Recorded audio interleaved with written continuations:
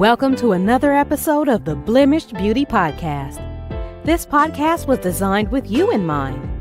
If you're ready to erase the norm and embrace the truth, come pull up a chair, grab a journal, and tell a friend that your favorite Jersey girl is back with another episode. So let's get into it.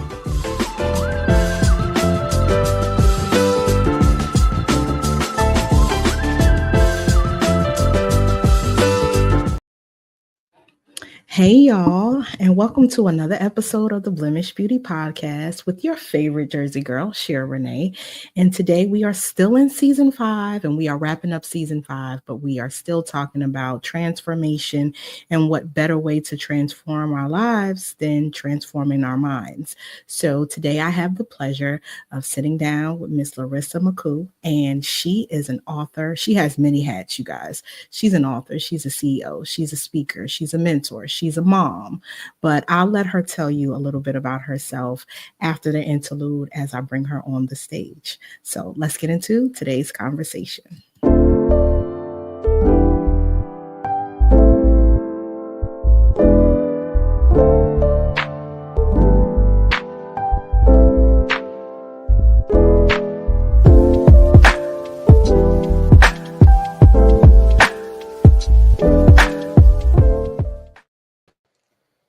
Hey, how are you? I'm good. Hello. I'm so happy to be here. I'm happy you came. Thank you so much for coming on. I want you to, just tell the people a little bit about yourself. You can dive a little bit more into your bio than me.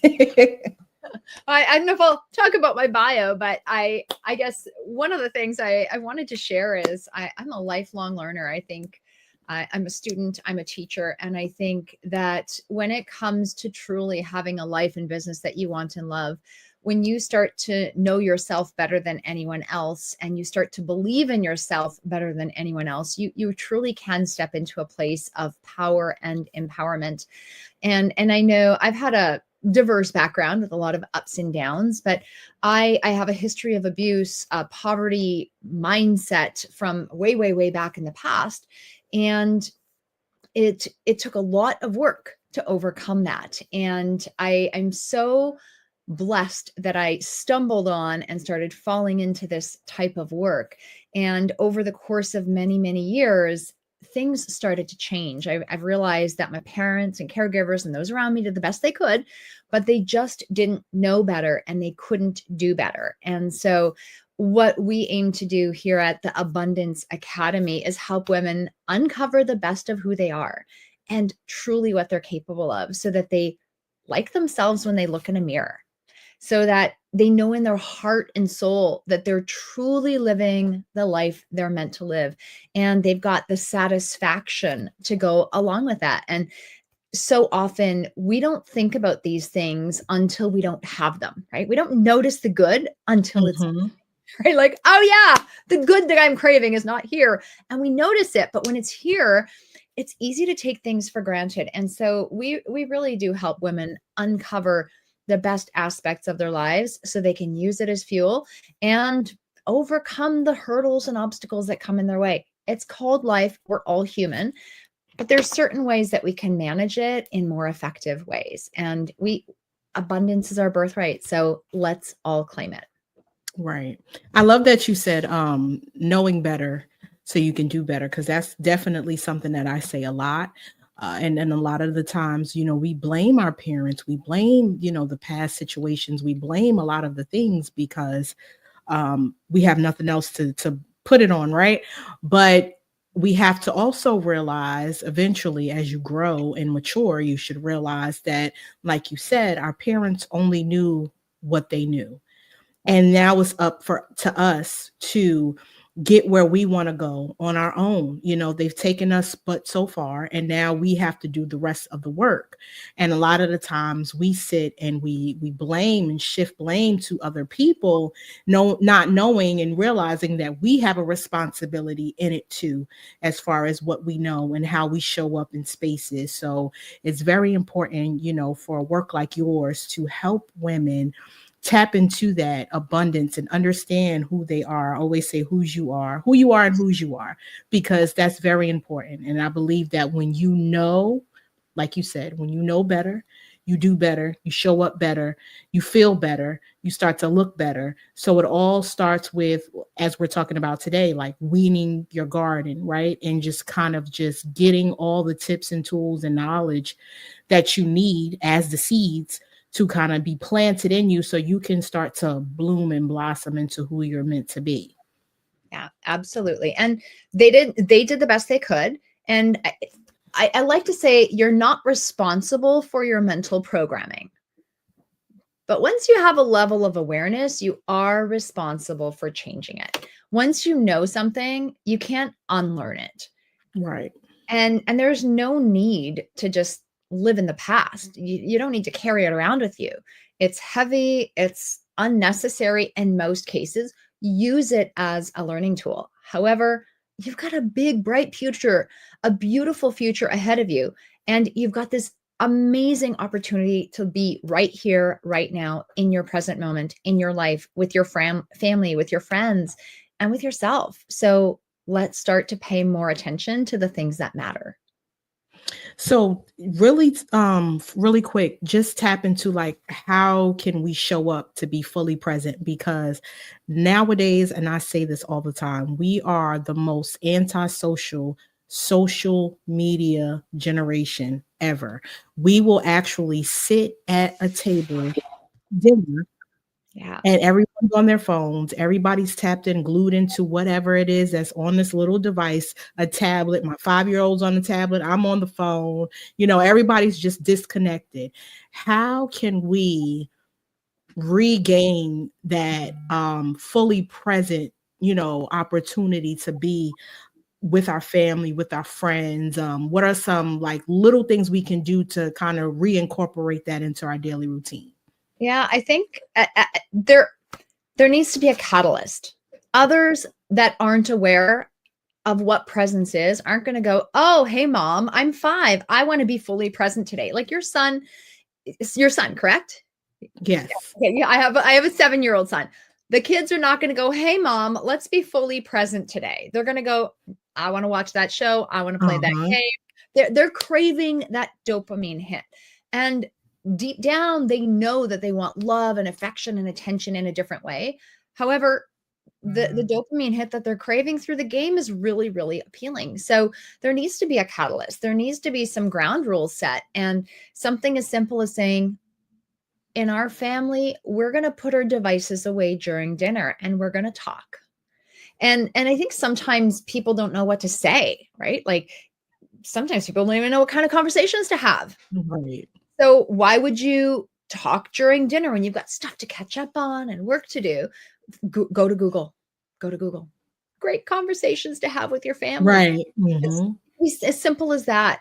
One of the things that we like to talk about is what did, for young kids, they can't contextualize really high level abstract things, but what did you do today? And that might even be too big of a question. It's like, did you do math? Did you do science? Did you have gym class? Did you have coding? Like, let them have yes and no answers, and then ask for a little more detail as they can. As they get older, what was the best part of your day? What did you enjoy the most? What did you have any fun or funny moments? And so asking things that are going to elicit a different response, really inviting them to enter a conversation. And if you need, have a list of questions there, because it's not natural to everyone if you're not used to it. It's okay. Yeah. Put on a paper, don't use your phone. And I think demonstrating that you can have tech-free time can be one simple way of you becoming present. Asking meaningful questions can absolutely be a game changer, because it shows people you're interested in them. It shows them that you want to know more about them. It shows them that you want that connection. Yeah, I definitely agree with that, because I grew up, we had Sunday dinners, and Sunday dinners would consist of that, talking and stuff like that.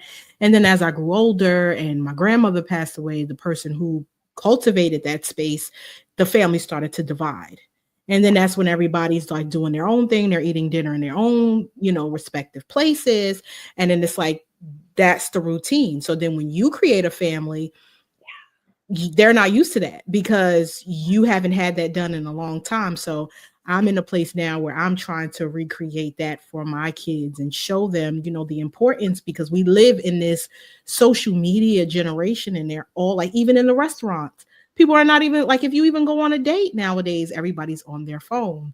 Nobody is really talking and engaging, and communication is very key in order to find someone, especially if you want to marry them or whatever the case may be. So we have to utilize social media in a way, like you said, to gain those types of tips, to have to generate conversation topics and stuff like that, but not abuse it to the point where it allows us to become negligent of the people that are around us, because time is limited. We don't know how much time we have here on earth. So it's important to be intentional with the people that you have in the time that you have while everyone is together. Yeah, absolutely. And presence is a really wonderful thing. So often we aren't like when I was younger, like you had family dinners, we expected to eat together, and we didn't have the TV on in our house. So there were just ways we grew up, but I realized not everyone has those same rules and those guidelines. And when it comes to kids and families, if you talk about it and say, hey, did you know this is what I did growing up? I'd love to do that with you. I think it would be really special. They're receptive. They're like a sponge waiting to be soaked. They want to have that connectivity, and they get excited about it, especially if you involve them. If we did have Sunday dinner, what would be a meal that you'd want to have the first time? It might be mac and cheese, and it might not be your idea of a good time, but let them be involved, let them help, let them take part. Let's set the table extra special because it's an extra special day. Let's leave our phones in the other room so they're not even close to us, right? Like, you can create your own traditions, and they could be silly. You could take a picture at the end of your Sunday dinner and do that every week, just for fun. Anything is possible. But when you decide what memories you want to start creating and what rituals you want to have, that's when the magic starts to happen, because you start to live your life and create it by design instead of by default. And I think so often we fall into these traps where we just live life by default, live life by default, live life by default, because we have all this programming from way back then, and we're not really thinking. We're not thinking. And you mentioned the garden of the mind, right? Your mind is like a garden, and it doesn't care what you plant. You can plant weeds and it'll give you weeds. You can plant beautiful flowers and it'll give you beautiful flowers. It doesn't care what you plant.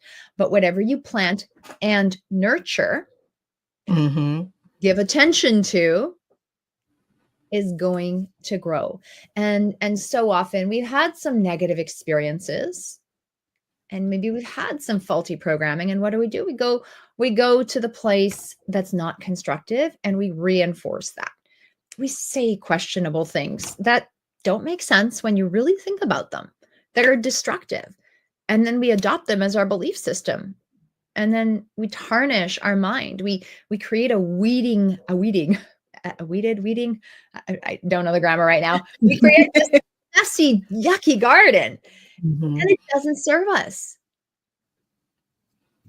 Yeah, that definitely comes into play when you are taking your mental health journey really serious, and you understand like a lot of the things and a lot of the ways in which you're responding is because of things that you have internalized as you grow older, and a lot of the ways that you interact with people, it could be based off of trauma bonds and how you were as a child and your attachment styles and all of these things. Like you said, these are things that you have nurtured over time, some knowingly and unknowingly, and it has blossomed into who you are as a person. So now, these are habits that you have learned. Now it's up to you to figure out, do you want to continue to be this way, or do you want to change your behavior? So whatever decision you make, if you want to continue to be that way, okay, cool. You might end up by yourself until you're 80, 85.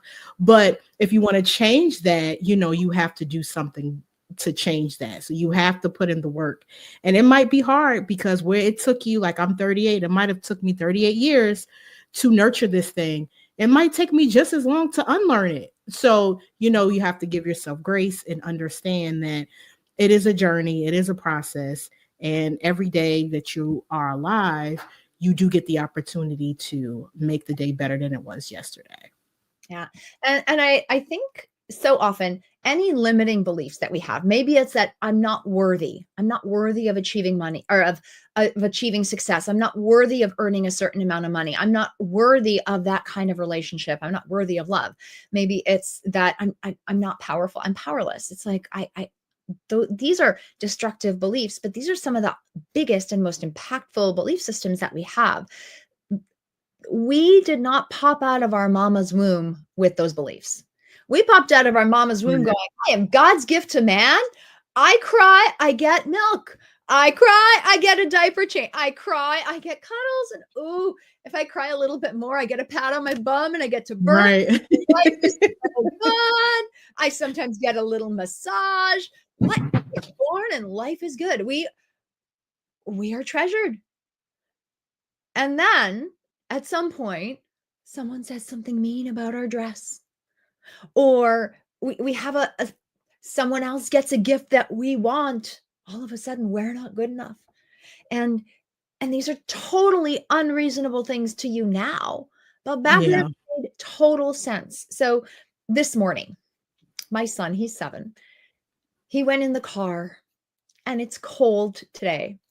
And my husband had to take 2 loads of stuff to the car.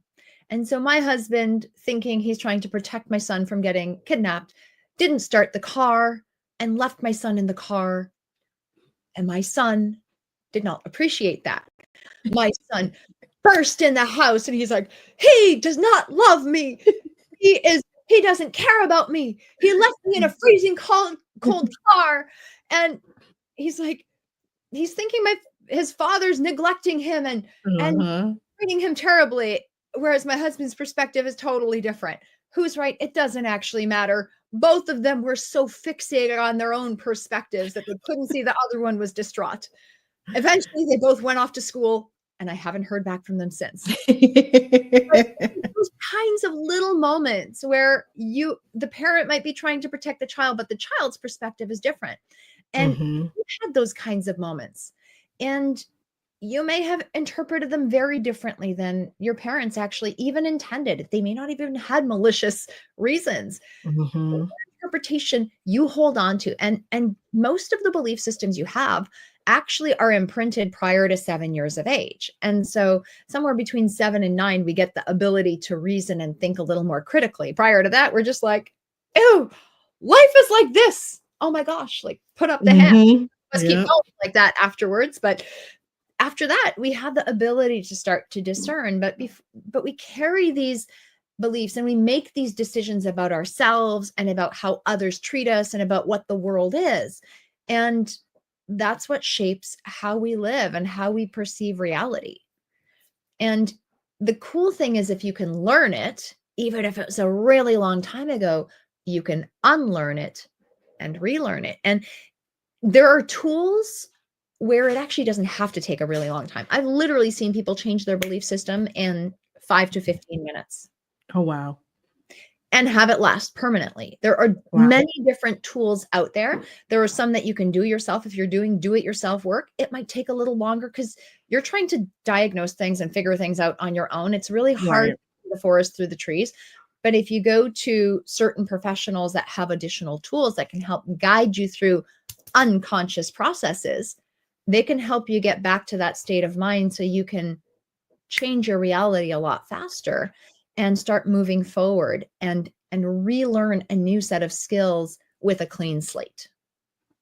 One thing that I know that people can do quickly to kind of start to alter their mindset is affirmations. So wherever you have this limited belief, like you said, you're powerless. If you feel like you're powerless, reframe that and turn it into the opposite and say, I'm powerful, and kind of just keep saying it until you actually believe it. It might take you longer than others, but affirmations is key for someone who wants to change their mindset and change how they think.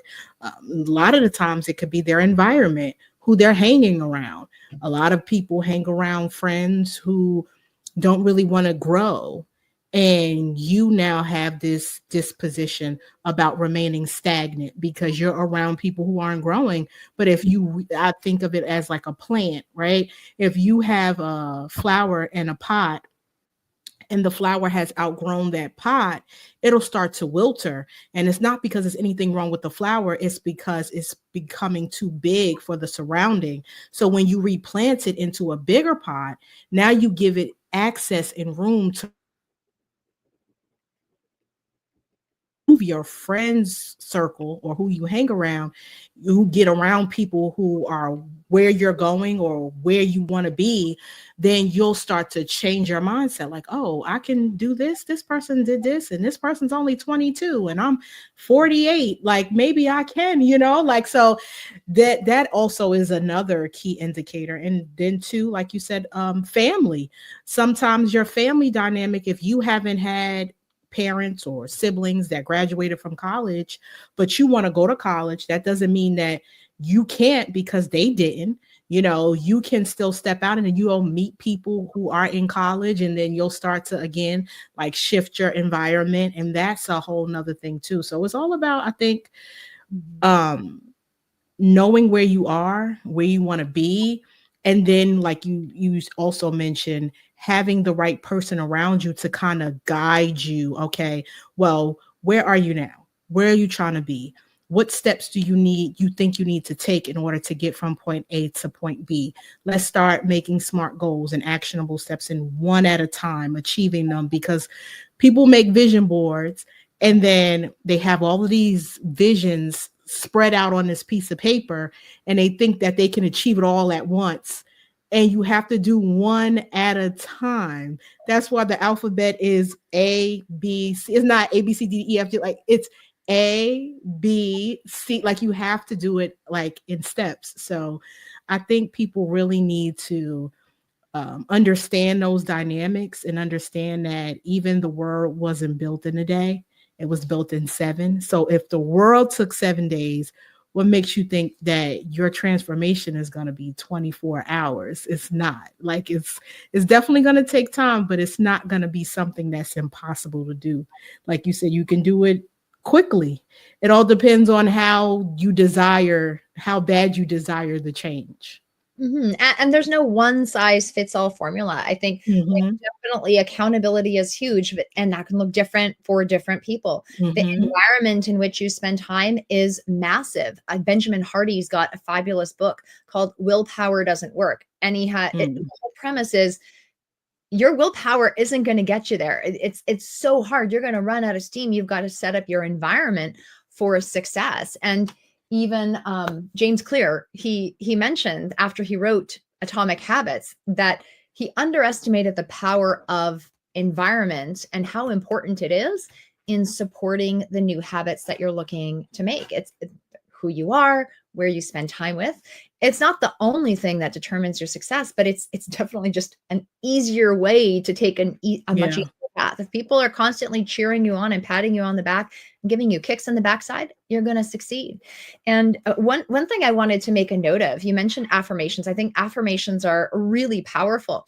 One of the things that I've learned is so often if people don't believe the affirmations, your unconscious mind is going to talk back to yourself. And very rarely do you ever believe an affirmation right at the beginning. So it's like, right. I'm not powerful. I am powerful. Your unconscious mind's going to go, to hell you are. Yeah, right. You're so full of crap. And you're going to be, no, I'm powerful. I heard it on a podcast. I'm powerful. I'm powerful. And for like 6 months, you're going to negate yourself. And then maybe one day you'll finally start to believe it. So a simple, teeny tiny tweak that I've found that makes a massive difference is tell yourself the truth. I've decided to become powerful. I've decided to act in powerful ways. I've decided to make powerful decisions. I am becoming more and more powerful every day. I like speaking to myself in a powerful way. I'm going to think a powerful thought. I'm going to behave powerfully. And so if you start acting powerfully, speaking powerfully, use all your senses and use bridge words, right? I'm allowing myself to become more and more powerful every day. So just tweak the sentence. You'll do that for a couple weeks. And you know what? In a couple weeks, you're probably going to be like, damn, girl, you are powerful. Especially if you're taking aligned action along the way. Speak to yourself in powerful ways. Let yourself know you're becoming powerful and do something a little powerful every day. Even if it's like, I am not going to turn my phone on till 8 a.m. If I have that kind of willpower, damn, I'm powerful. Because like, like it might be something simple like that. It might be, I'm going to look in the mirror and really talk to myself and notice the things I love about my body. I might feel awkward, but let me focus on the few things that I like. Okay. Today, I like my socks. Okay, fine. Tomorrow, I might like my jeans. The next day, I might like my butt. Okay, great. But you could talk to yourself in a powerful way and focus on the good that there is. And so it's taking these aligned actions. Maybe the next day you're like, okay, I'm going to take a powerful action in my business and make the phone call I haven't had the guts to make. I'm going to enroll in a course so I can spend time with high quality people. Never done that before. Or maybe I've done it, but I've done it at like this level. I'm going to step up my game and elevate myself and my peer group. Every time I've done that, it's been nauseating and beautiful at the same time. And so what powerful decisions are you going to do? Are you going to maybe skip the glass of wine or not go to the party? I'm going to not go. I'm going to make a powerful decision and not go to the party and read a book and feed my mind. So sometimes these powerful decisions, they're different than you expect, but are they aligned with who you are, with what you want, right? After the first 2 months of the year, 80% of people have dropped their New Year's resolutions intentions. So this is like really critical times to actually really pay attention to this, because your goals, your dreams are valid. They are planted inside of you because you are capable of achieving them. Whether you choose to pursue them or not is up to you. But if you have a dream that you actually want, you have the capacity to fill it, or God wouldn't have planted that seed in your mind. So food for thought. When I heard that, I was just like, oh my word, I got a lot of desires God's planting in my mind. And I was like, one day, I'm like, I better stop saying one day, because one day may never come. Let me get my butt in gear and start moving and living a life that I'm proud to live. Yeah. And that is definitely what this season was about. It was definitely about getting people to understand that you are a part of the plan.